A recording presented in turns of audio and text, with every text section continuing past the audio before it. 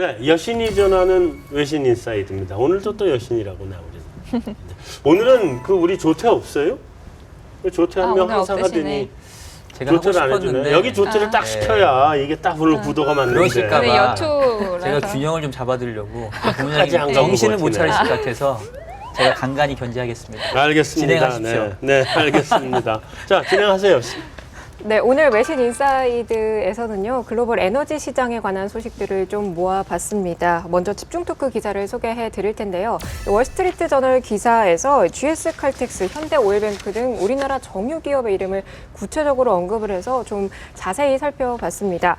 WTI 가격이 브렌트유보다 더 낮아져서 이 아시아 국가들이 이 라틴 아메리카 일대 원유의 수입을 늘리고 있다는 내용의 기사였는데요.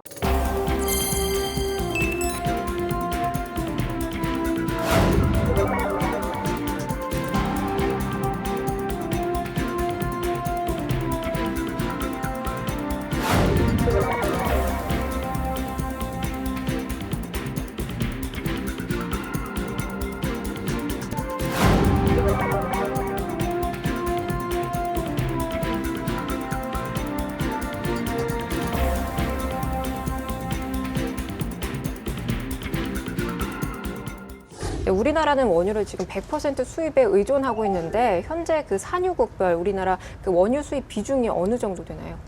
지금까지 우리나라는 가장 싼 두바이 유가, 우리가 구입하는 기준으로 가격이 가장 싼 두바이 유가에 의존을 하고 있고요. 그러다 보니까 중동산 비중이 85% 전후로 움직여 왔습니다. 아시아산이 일부 들어가 있고요. 최근에 이제 재미있는 점은 작년에 미국이 원유 수출은 승인은 안 했지만 일부 원유와 거의 유사한 컨덴세이트라는 그 품목을 이건 원유가 아니라 상품이다. 그러니까 상품은 내보내라라고 하면서 일부 수출을 승인을 하고 있습니다. 그래서 미국산이 약간씩 들어오고 있는 중인데 아직은 아주 미미하고요. 전반적으로는 중동산이 대부분이다. 이렇게 보시면 됩니다. 저 궁금한 게 있는데요. 이게 혹시 지역별로 나는 원유에 좀 질적인 차이가 있나요? 그러니까 어디는 묽다던가 뭐 탈, 연하다던가 뭐 이런 이런 것들이 게 있고. 있나요? 네, 그렇습니다. 지금까지는 이제 브렌트유가 상당히 질이 좋고 그리고 WTI도 상당히 이제 질이 좋고요. 그래서 색깔로도 보시면 WTI가 굉장히 좀 맑은 색을 띠고 있고 그래서 우리는 이걸 라이트 오일이다, 가벼운 오일이다 이렇게 얘기를 하고요. 그다음에 이제 두바이유 그리고 점점 더 타르가 많이 껴있고 시꺼먼 것들, 끈적끈적한 것들이 이제 캐나다의 오일 샌드나 이런 쪽으로 가게 되면 이제 끈적끈적하고 시꺼먼 이런 쪽으로 가게 됩니다. 근데 우리는 두바이산이 그렇게 질이 좋아서 샀다기보다는 싼 거 사서 정유 시설들 설비 좋고 기술력 있으니까 이거 잘 돌려서 쓰는 게 가장 경제적이었다 이렇게 이제 보시면 되죠. 지금 유가가 두바이하고 WTI가 역전됐죠. 완전히 역전된 지가 이제 그렇죠. 상당 기간 돼 있고 네. 브렌트하고 WTI도 많이 벌어진 역전 거고. 10불 이렇게 돼 있는 그러니까 거지. 원래 가격이 이제 브렌트 다음에 WTI 그리고 두바이 이랬었잖아요. 근데 이게 브렌트, 두바이, WTI 이렇게 됐잖아요. 그렇습니다. 그럼 우리 이제 WTI 쪽의 수입이 그래도 많이 늘어나겠네. 그 수송 단가, 그러니까 그 물류 비용 이런 거 감안해도 지금 WTI가 경쟁력이 생기기 시작하는 거 아니에요? 이 해상 운송이라는 거는 사실은 뭐 배 사이즈가 커지면 배럴당 운송비는 뭐 어디서 들어오냐가 이제는 그렇게 큰 의미는 없다고 그죠? 보시면 되고요. 일단은 그 WTI를 들여오면 좋은데 WTI는 이제 웨스트 텍사스, 미국 텍사스에서 나오는 거의 대표 가격이고 이 멕시코산 들어온다라는 거는 이게 같은 권역이다 보니까 이 미국에 붙어 있는 멕시코다 보니까 WTI 가격에 가장 연동돼 있는 멕시코산이 우리나라에 들어올 수 있는 거고요. 원유 유종도 거의 비슷하죠, 그렇죠? 근데 약간은 좀 차이가 있는데 그래도 뭐 그렇죠. 제일 네. 많이 비슷한 게 이제 두바이유랑은 좀 차이가 있고 질이 오히려 좋은 거가 가격이 더 싸져 있으니까 당연히 들여오려고 합니다. 근데 공급 업체를 쉽게 막 바꿀 수 있어요. 뭐. 이게 근데 그렇다고 해서 그럼 확 바꿔버리자. 뭐 두바이유 지금 비싸고 질도 나쁘니까 뭐 멕시코산으로 다 바꿔버리자. 그럴 수는 없습니다. 이게 가격이라는 게 또 어떻게 변할지 모르는 부분이기 때문에 아직까지는 그렇게 급작스러운 스위칭이 일어난다기보다는 아주 조금씩 들어오고 있는 중이다. 그리고 정유기업들이 아마 고민이 굉장히 많을 겁니다. 이 앞으로 계약을 하거나 계약 변경할 때 어떤 식으로 이걸 배분해야 될지 그렇죠. 고민이 상당히 많을 거라고 봅니다. 채널을 다변화하는 게 제일 좋지 않을까요? 서로 조금씩 하는 게 그게 유리할 것 같은데. 근데 그게 이제 원유라고 하는 게 장기 공급 계약 뭐 이런 걸로 네, 가는데 그래서. 이게 이제 우리가 저쪽으로 막 확 바꾼다 그럴 때 사우디나 이런 데가 야, 우리 지금 좀 써줘 이랬을 때 그때 안 된다 얘기하기 쉽지 않은 거야. 아까 얘기한 것처럼 가격이 언제 또 역전될지 몰라서 쉽지 않은 거예요. 네, 지금 브렌트유하고 WTI의 유가 차이가 $10까지 벌어졌는데 이 현상에 대해서 어떻게 보시는지 그리고 이에 따른 차익거래 기회가 생겼다고 하는데 또 여기에 대해서는 어떻게들 생각하시나요? 저는 먼저 그 $10 가격 차이 부분에 대해서 제가 설명을 좀 드리면요. 이 WTI는 지금 수출이 제한되어 있는 상품입니다. 미국 내에서만 수요를 해야 되다 보니까 재고가 쌓여가면서 계속 가격이 떨어지는 일이 발생하고 있는 거고 오히려 전 세계 유가가 빠지다 보니까 브렌트는 오히려 가격 때문에 생산을 좀 줄이는 부분이나 신규 투자가 줄어드는 이런 부분이 있고 그래서 브렌트와 WTI 가격 괴리는 심한 경우에는 지금 15불 이상 극단적으로 20불까지도 베팅을 하는 사람들이 나올 정도로 상당 기간 갈 거다. 근데 그럼- 차익 거래가 가능하면 결국은 가격은 다시 또 돌아오는 거. 근데 이제 금융시장에서의 그런 건 가능하더라도 실질적으로 이 상품이 밖으로 나갈 수 없다는 걸 감안하면 이게 뭐 그렇게 쉽게 가격이 좁혀지긴 어렵다고 보는 거고요. 이것 때문에 지금 미국의 에너지 기업들이 뭐 지난주에 보니까 많은 기업들이 워싱턴에 출몰했다. 미국 정부한테 이제는 수출 승인해라. 이게 누구를 위한 거냐. 전 세계를 위한 거든 미국을 위한 거든 이제는 해야 된다. 이런 압력이 굉장히 거세지는 것을 보실 수 있고 제 개인적인 생각은 작년에 컨덴세이트 수출 승인이 이게 원유 수출이 아니야. 상품이야 라고 얘기했던 게 약간의 꼼수이자 테스트였다고 보여지고요. 그래서 올해도 약간 비슷하게 뭐 원유나 가스가 나오고 나서 무슨 설비를 다 돌아가고 나면 이거는 여기까지는 또 상품이야 내보내 이런 일들은 충분히 가능하지 않겠나. 그러면 좀 괴리가 좁혀질 거다. 이렇게 좀 생각합니다. 미국이 원유까지 수출하게 되면 국제유가는 더 하락 압력을 받는 쪽이겠죠? 그 부분은 이제 좀 여러 가지 복잡해가지고요. 저도 뭐 당장 뭐라고 말씀드리기는 어려운데 아무래도 미국에 넘쳐나는 원유, 지금보다 더 많은 사람들이 생산하려고 하는 욕구 이런 것들을 감안하면 만만치 않은 공급이 나올 수 있다. 이렇게 보여집니다. 미국이 수출까지 승인하기는 쉽지 않네요. 원유 수출. 제 개인적인 생각도 그 작년처럼 아주 찔끔찔끔 이제 찔끔찔끔하고 아주 찔끔찔끔 할 쉐일도 가능성이 있어요.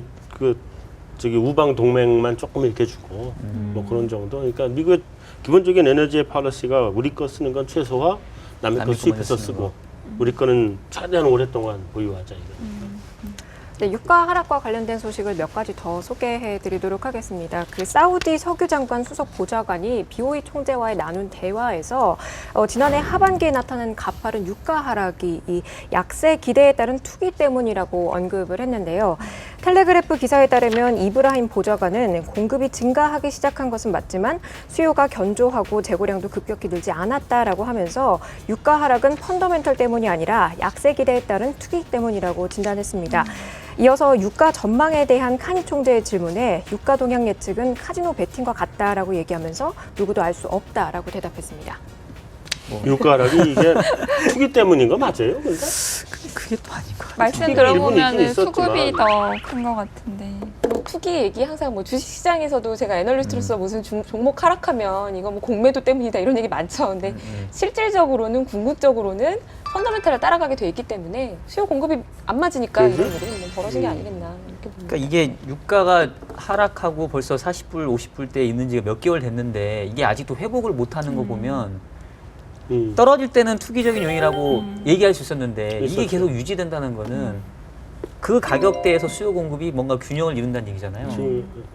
지금 현선물 베이시스가 좀 컨텐거로 상태로 왔어요. 그러니까 뭐 투기 때문에 못 올라가고 떨어지고 이런 건 아닌 것 같아요. 이미. 네, 알 무한나 수석 보좌관은 지금 유가의 하락 예측을 하는 거를 두고 지금 그 카지노 베팅을 하는 것과 같다라는 비유를 써서 아무도 모른다라고 얘기했는데 이에 반해서 그 세계석유회 요제프 도트 회장 같은 경우는 그 국제 유가가 2년 내에서 그 7에서 $80 선까지 회복이 가능할 거다라고 내다봤는데요.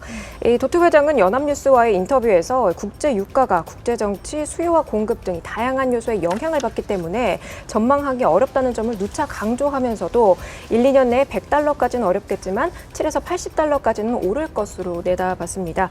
이어서 국제유가가 지정학적 변수에 영향을 받기 때문에 유가 급등락 상황에 대한 특별한 대처법을 찾기는 어렵다라면서 업계의 경우는 투자 수익률이 부진하다면 비용을 줄이는 것이 당연한 수순이라고 설명했습니다. 그러니까 이건 자기 포지션의 희망상이에요, 희망상. 네. 근데 이게 100불이라는 게 그럼 왜 100달러 갔었냐를 다시 우리가 생각해 보면요.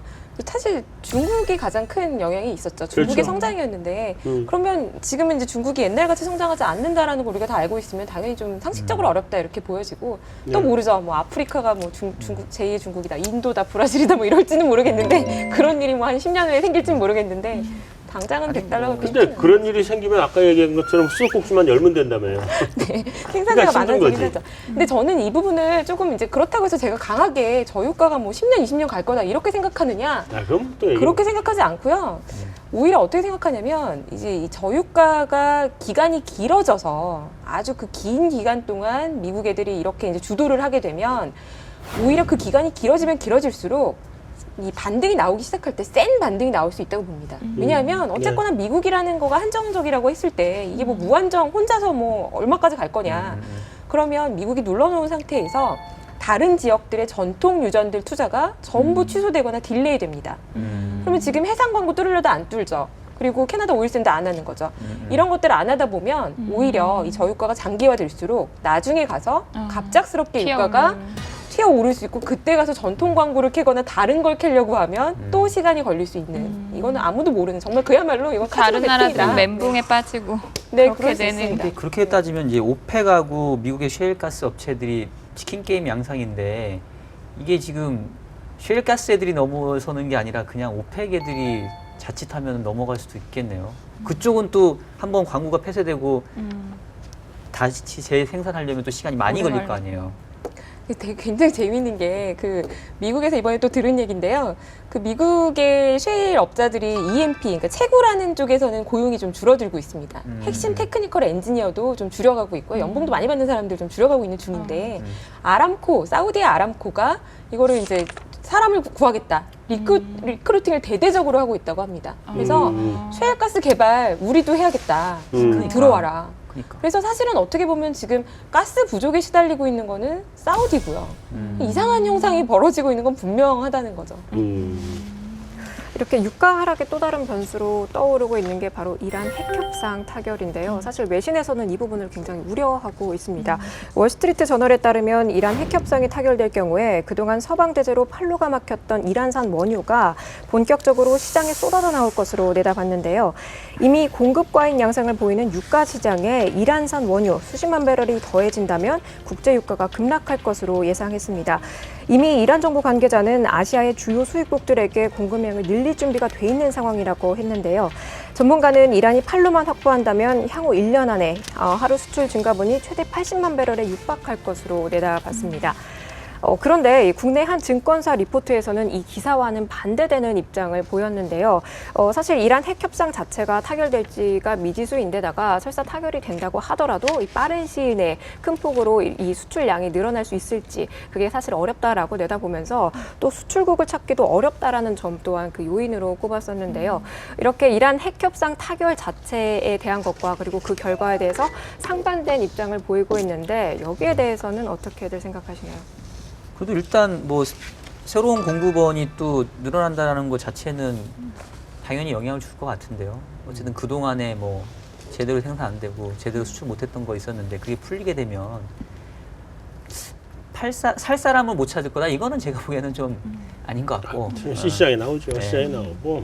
하여튼 타결이 돼서 이게 시장에 나오기 시작하면 그 순간에 공급 증가 요인이 뭐 확실하죠. 저는 이제 이 부분에 대해서 제가 이제 소설 같은 거 좀 좋아하는 개인적으로 그런 사람인데요. 좋아요. 우리 다 좋아요. 그 약간 시나리오를 그려보면 사실은 이게 오바마 입장에서 이거를 핵협상 타결해주고 수출 승인 제재 전면 완화해준다. 저는 굉장히 어려울 거라고 봅니다. 왜냐하면 지금 그 이슬람권에서 가장 큰 화두는 시아파와 수니파의 갈등입니다. IS 사태도 본질적으로는 그 부분이고요. 시아파의 맹주인 이 이란에 대해서 풀어준다.